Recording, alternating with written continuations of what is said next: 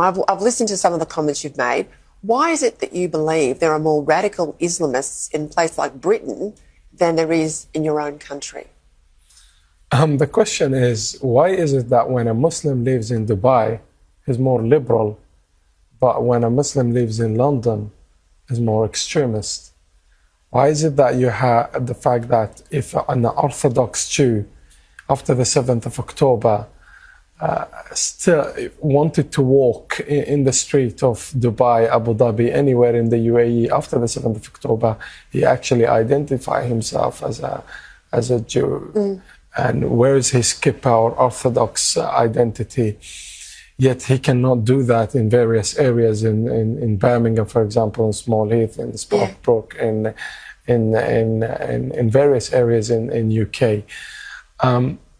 This should be questioned. It's not a matter of freedom of speech. It's the fact that people in Britain have reached a moment where they cannot express their perspective, their opinion at any stage, at any point, in the name of the fact that they censor them under the umbrella of Islamophobia.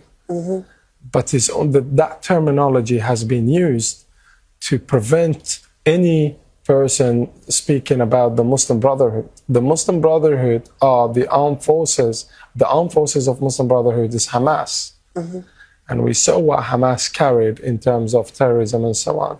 So yes, if all the way in Gaza, the humanity still has some hostages there, all the way in London, you have various generation, a new generation who are hostages of that propaganda, of Hamas propaganda, the Muslim Brotherhood's propaganda.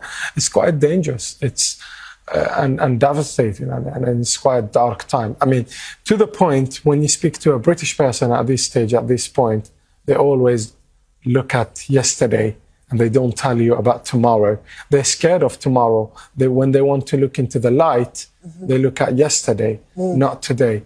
And this is a Britain where Britain message was always tomorrow. Yes.